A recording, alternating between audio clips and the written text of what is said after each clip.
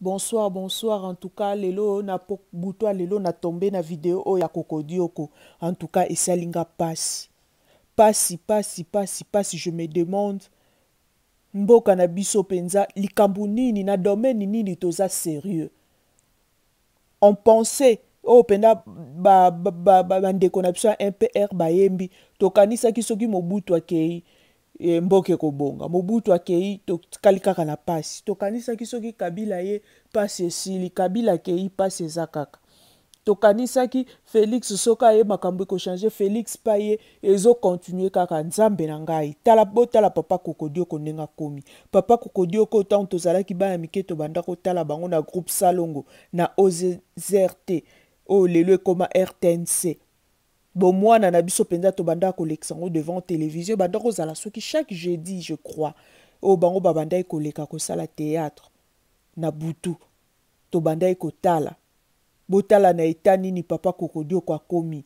Papa Kokodioko ndaza na ba comédien ya groupe Salongo bazaka ba agent, ba travailleur ya RTNC. D'office baza ba fonctionnaire ya l'État.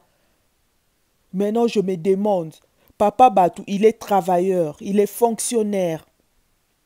Salaire na bimaka chaque fin du mois nani mutazwa kango ekendaka na poche nani a bénéficiara na salaire na po azana matricule na ya l'état numéro na matricule ezali siko nani muta bénéficiaka na ba avantage na salaire na pe ba avantage sociaux na yango. La RTNC eza wapi? Comment agent na bino bokoki ko abandonner boy? Groupe Salongo boza wapi? Comment vous pouvez abandonner votre frère comme ça?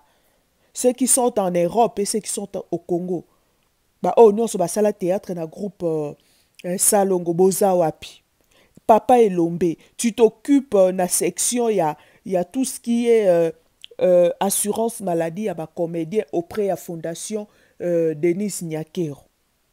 Mais cas de ton grand frère, de ton aîné, il y a groupe Salongo. Ozo mona yangote, ozo yoka yangote.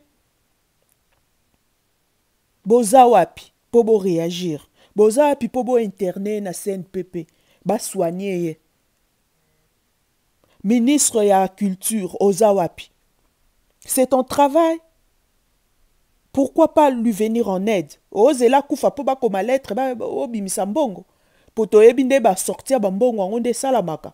Soki pe matange ko senga $2000 par exemple, kuna ekobima pe 2000 te, omona mbongo ekobima ba 12000 ba 20000. Le reste to ebindenge kenda ke na ba poche na bino. Ministre ya affaires sociales oza wapi.